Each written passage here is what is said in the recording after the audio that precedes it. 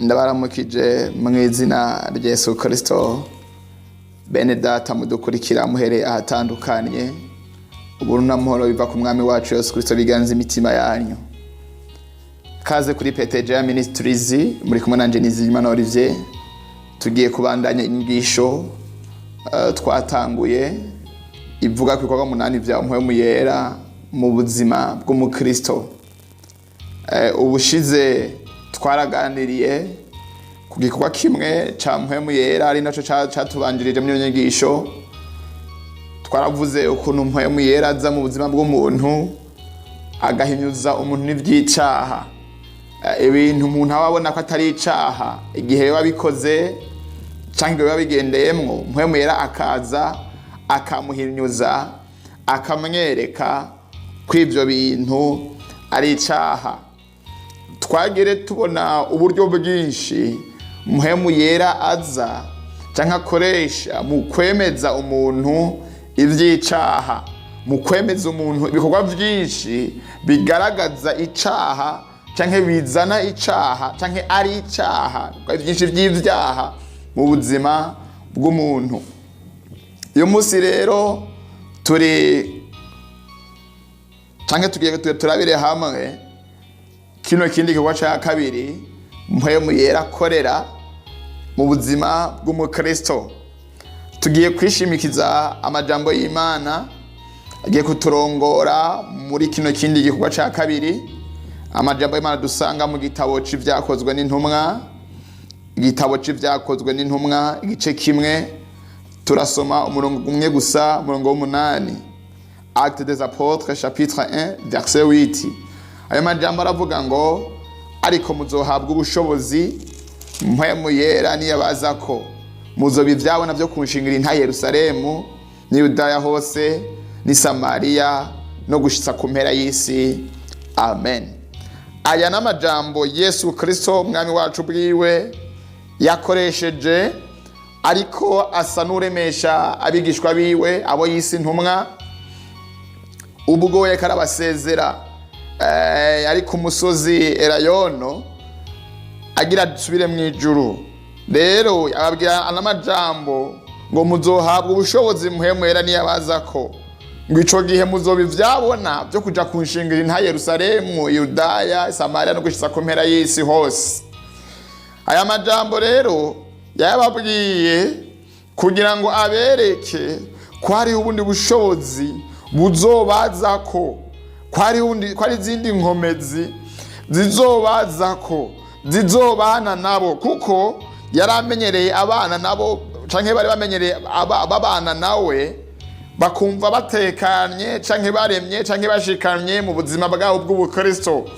Ariko rero ni kino gihe vyabonetse basabwe gasubire mu ijuru amaze kubarangije canke asozereye igikorwa cyo gucungura abantu.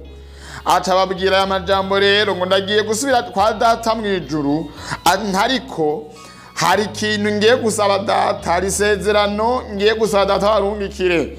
Ati iryo sezerano niribaza kuri ryo MPWEMU YERA ngo muzoca mugira ubushobozi, muzoca mugira inkomezi muri mwebwe, ubukristo bwanyu buzohindura isura, ubukristo bwanyu buzogaragara ukundi kuntu, namwe ubwanyu muzogira ubushobozi muri mwebwe.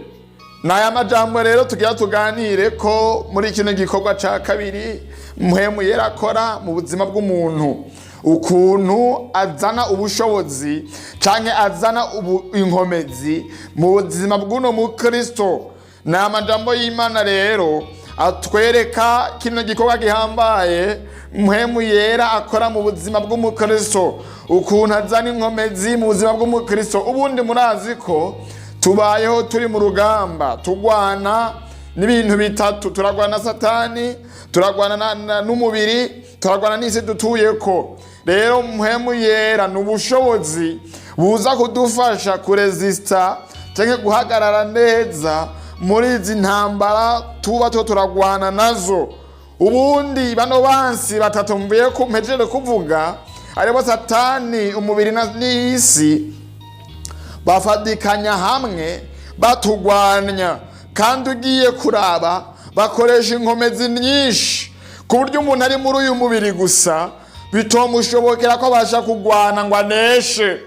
Kandi bano bansi bose baza bazana icaha canke baha inguvu icaha kugira ngo kibashe kuganza iyacu mibiri. None ni ryari rero umuntu atsinda canke anesha kino caha? Ni ryari umuntu abasha kunesha bano bansi bacu bose ari batatu? Ni igihe umuntu aba afise ubushobozi bwa mpwemu yera, niho umuntu ashobora kunesha bano bansi bacu bose, niho umuntu ashobora kunesha uno mugera w'icaha. Bano bansi bose bafadikeneriza hamwe kugira ngo baduteze. Rero umuntu w'umukristo kugira ngo abashe kubaho anesha neza icaha, abashe kubahanesha satani, abashe kubahanesha ubugunge bw'isi canke bitandukanye isi igenda ituzanira, kugira ngo abashe kugenda netiraliza canke anesha canke afatamira n'umubiri, biramusaba ko uwo mukristo agira ubushobozi muri we bwa mpwemu yera. Ko nimburi buno bushobozi umuntu aronka ubushobozi bubasha kumubashisha kugwana no kunesha. Rero nahantu rero hari ikibanga rikomeye mu buzima bw'umukristo, ni buno bushobozi buza nka apui canke nk'inkomezi zihambaye zibajisha umukristo guhagarara haba mu mageragezwa. Murabizi hari amageragezwa menshi atandukanye agenda aza mu buzima bw'umukristo.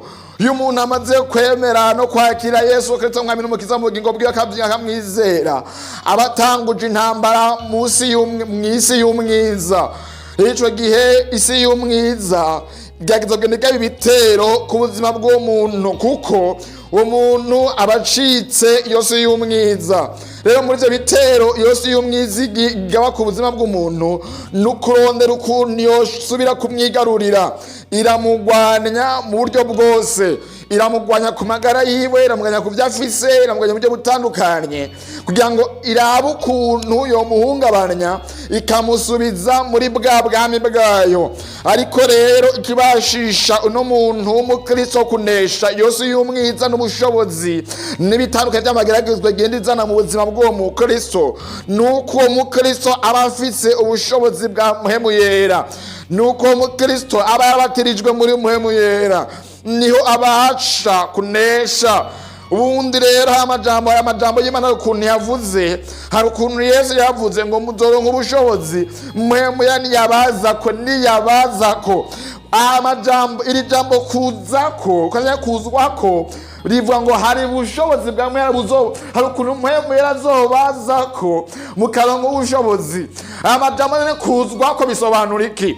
Bisobanura ngo muzobatizwa muri mpwemu yera, muzoronka umubatizo wa mpwemu yera. Kuva ico gihe mumaze kubatizwa muri mpwemu yera, niho muzoca mugenya kandi niho muzoca muronka buno bushobozi, niho muzoca muronka zino nkomezi. Ubundi umuntu atarabatizwa muri mpwemu yera ntabwo abasha kuronka ubushobozi, ntabwo abasha kugira izi nkomezi. Ariko umuntu agira izi nkomezi ryari n'igihe umuntu aba aramaze kubatirizwa muri mpwemu yera, niho buno bushobozi buca buza bwose bukamubamwo. N'aya majambo rero Yesu yabwiye bano bigishwa biwe, n'abantu yari yagendanye nabo, n'abantu yari amaze imyaka 3 abana nabo. Ariko rero arabona ko bidakwiye kwasira mw'isuko nyene, ko ari ubushobozi bakwiye kugira, nubwo bari barakinjijwe, nubwo bari baramwizeye, nubwo bari barabatijwe. Abona ko ivyo bitabereye gusa, ahubwo ko ari ubundi bushobozi bahajije, ko ari ubundi mubatizo wa mpwemu yera bahajije, kandi muri uwo mubatizo akaba ariho azoca haziramo n'ubuno bushobozi. Rero muntu uri kuranyumviriza ukaba utararonka buno bushobozi bwa mpwemu yera, hari icyo uhajije, urakwiye gusaba Imana ukayiririra ikaguha umubatizo wa mpwemu yera. Kandi umubatizo wa mpwemu yera nta wundi muntu awutanga. Amajambo y'Imana hariya muri mu butumwa bw'isomwa na Yohana igice kimwe ku murongo wa 33 avuga ko no Yesu wenyene ari we atanga uno mpwemu yera, ari abateriza abantu muri mpwemu yera. Ukuntu no Yesu ari abateriza abantu muri mpwemu yera no kubisoma amajambo hamwe n'amajambo y'Imana ari mu gitabo muri buno butumwa bwiza bwanditswe na Yohana bice 14 hari ku murongo wa 15. Yesu yarababwiye ngo nzogenda kwa Data ndamusabe abarungikire, nzogenda ndamusabe abashaka ko ryasezerano. Rero hari isezerano ry'umubatizo wa mpwemu yera Imana yasezeranye, isezeranye abantu bose bazizera umwana wayo yatumye Yesu Kristo.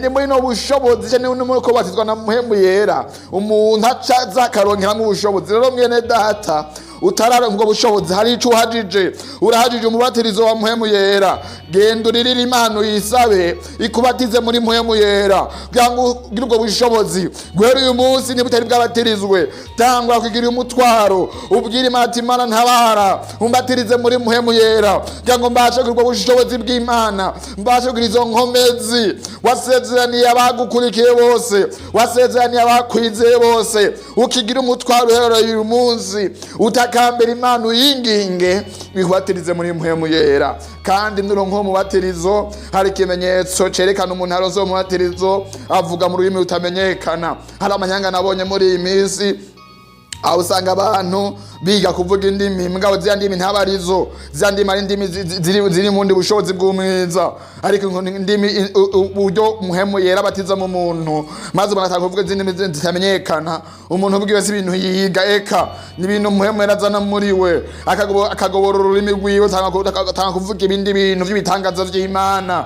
Rero wa muntu utari bwarabatizwa muri mpwemu yera umvisa niyo ngisho, genda usaba Imana guhera uyu munsi ubwira Imana ati Imana ntabara umbatirize muri mpwemu yera nanje ngira ubwo bushobozi. Nuko rero bizokugira ikimazi kandi byo kuruzobona inyungu ikomeye. Uzokumva Imana mu bugingo bwawe ukunde gusha, uzotahura Imana mu bugingo bwawe ukunde gusha. Kuno mpwemu yera cyangwa n'umubatizo wa mpwemu yera uzakora ibikorwa bihambaye mu buzima bw'umukristo. Nuko rero Imana ibahezagire. Ni ikintu gikorwa ca kabiri mpwemu yera akora mu buzima bw'umukristo, azana ubushobozi n'ubushobozi cyangwa n'inkomezi, azana akavyagiza mu muntu. Ariko rero navuze ngo biba ryari bigihe umuntu amaze kubatirizwa muri mpwemu yera, amaze kuronka baptême du Saint Esprit. Nuko rero Imana ibahezagire, Imana ibagirire neza. Tuzobandanya ku yundi munsi tubona ikindi gikorwa ca gatatu ca mpwemu yera mu buzima bw'umukristo.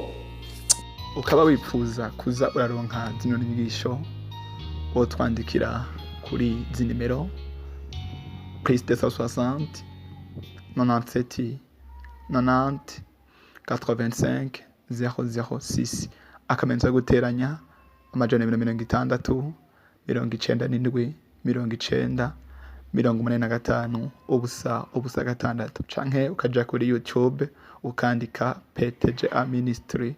Yesu aguhezagire. Murakoze.